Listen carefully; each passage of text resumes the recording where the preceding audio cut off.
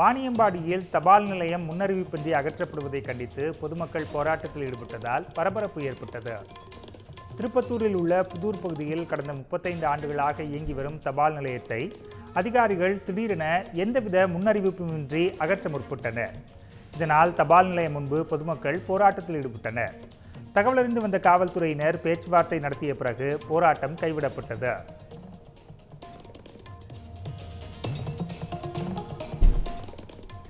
வேலூரில் உள்ள கங்கையம்மன் ஆலயத்தில் சிரசு திருவிழாவை முன்னிட்டு நடைபெற்று வரும் பாதுகாப்பு ஏற்பாடுகளை மாவட்ட காவல்துறை கண்காணிப்பாளர் நேரில் ஆய்வு செய்தார். கோபாலபுரம் பகுதியில் உள்ள கங்கையம்மன் கோயிலில் வரும் மே 14ஆம் தேதி சிரசு திருவிழா நடைபெற உள்ளது. இதில் தமிழகம், ஆந்திரா, கர்நாடகா உள்ளிட்ட பல்வேறு மாநிலங்களைச் சேர்ந்த பக்தர்கள் கலந்து கொள்வார்கள். விழாவை ஒட்டி நடைபெற்று வரும் பாதுகாப்பு ஏற்பாடுகள் குறித்து மாவட்ட காவல் கண்காணிப்பாளர் மணிவண்ணன் ஆய்வு மேற்கொண்டார். கன்னியாகுமரியில் உள்ள பத்மநாபபுரம் அரண்மனையை காண வந்த சுற்றுலா பயணிகள் அதன் கட்டடக்கலையை கண்டு ரசித்தனர்.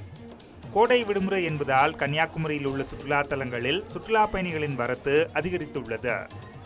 இந்நிலையில் தக்கலையில் உள்ள பத்மநாபபுரம் அரண்மனையில் குவிந்த சுற்றுலா பயணிகள் அரண்மனையின் கட்டடக்கலையை கண்டு ரசித்தனர்.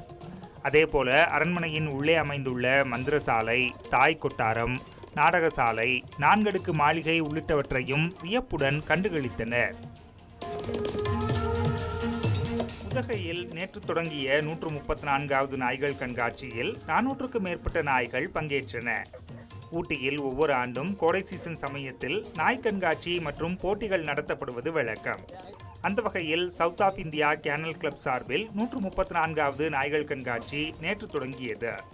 இந்த கண்காட்சியில் ஜெர்மன் ஷெப்பர்ட், டாபர்மேன், ராஜபாளையம், கொம்பை, சிப்பிப்பாறை நாய்கள் உள்ளிட்ட 56 ரகங்களைச் சேர்ந்த 400க்கும் மேற்பட்ட நாய்கள் பங்கேற்றன.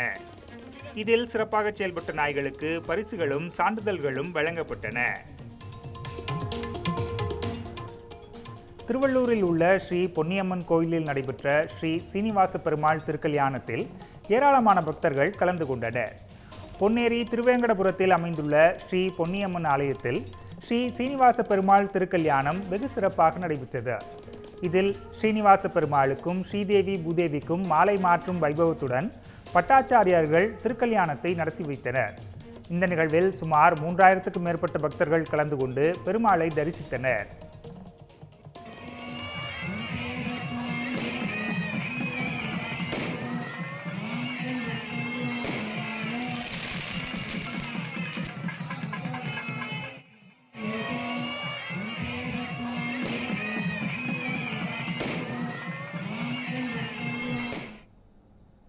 அடுத்து வருவது விரைவுச் செய்திகள்.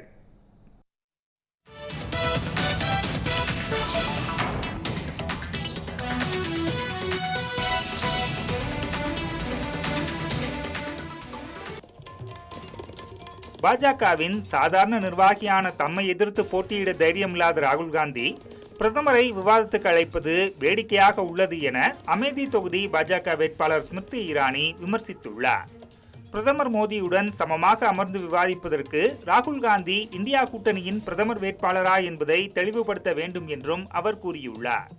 அரவிந்த் கெஜ்ரிவால் வரும் ஜூன் 4ஆம் தேதிக்கு முன்னதாகவே சிறைக்கு செல்வது உறுதி என்றும், ஆயுள் தண்டனை பெற்ற பின் சிறையில் எவ்வாறு காலம் கடத்துவது என்பது குறித்துத்தான் அவர் கவலைப்பட வேண்டும் என்றும் ஸ்மிருதி இரானி தெரிவித்துள்ளார். உத்தரகாண்டில் உள்ள பிரசித்தி பெற்ற பத்ரிநாத் கோயிலின் நடை பக்தர்கள் தரிசனத்துக்காக திறக்கப்பட்டது. உத்தரகாண்டில் உள்ள பத்ரிநாத், கேதார்நாத், கங்கோத்ரி மற்றும் யமுனோத்ரி ஆகிய கோயில்களும் சார்தாம் என அழைக்கப்படுகின்றன. பனிக்காலத்தின் போது மூடப்படும் இந்த 4 கோயில்கள் ஆண்டுதோறும் 6 மாதங்கள் பக்தர்கள் தரிசனத்துக்காக திறக்கப்படும். கேதார்நாத் கோயில், கங்கோத்ரி மற்றும் யமுனோத்ரி கோயில்களின் நடை நேற்று திறக்கப்பட்ட நிலையில் பத்ரிநாத் கோயிலின் நடை இன்று காலை 6 மணி அளவில் பக்தர்களின் பக்தி முழக்கத்துக்கு இடையே திறக்கப்பட்டது. உத்தரப்பிரதேச மாநிலம் வாரணாசியில் உள்ள பிரசித்தி பெற்ற காசி விஸ்வநாதர் கோயில் மற்றும் கால பைரவர் கோயில்களில் அம்மாநில முதலமைச்சர் யோகி ஆதித்யநாத் சாமி தரிசனம் செய்தார். காசி விஸ்வநாதர் கோயிலில் சிவனுக்கு சிறப்பு பூஜைகள் செய்த அவர் கால பைரவர் கோவிலில் சுவாமிக்கு தீபாராதனை காண்பித்தும் வழிபட்டார்.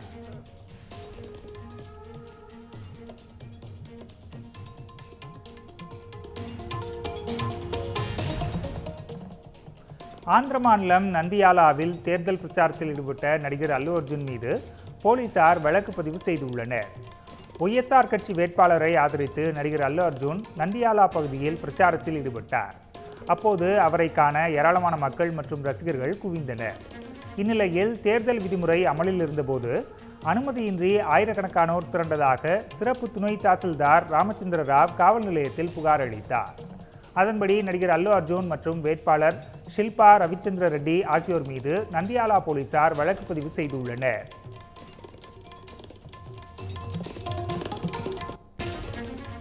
மகாராஷ்டிர மாநிலம் மும்பையில் உள்ள லோக்கன்பாலா சந்திப்புக்கு மறைந்த நடிகை ஸ்ரீதேவியின் பெயரை வைத்து மாநகராட்சி நிர்வாகம் கௌரவித்துள்ளது. மும்பையில் உள்ள லோக்கன்பாலா போக்குவரத்து சந்திப்புக்கு மறைந்த நடிகை ஸ்ரீதேவியின் பெயரை வைக்க வேண்டும் என அப்பகுதி மக்களும் அவரது ரசிகர்களும் அரசிடம் கோரிக்கை வைத்து வந்தனர். மக்களின் கோரிக்கையை ஏற்ற மாநகராட்சி நிர்வாகம் நகரின் முக்கிய சந்திப்பு பகுதியான லோக்கன்பாலா போக்குவரத்து சந்திப்புக்கு நடிகை ஸ்ரீதேவியின் பெயரை மையப்படுத்தி ஸ்ரீதேவி கபூர் சவுக் என பெயரிட்டு அறிவிப்பை வெளியிட்டுள்ளது.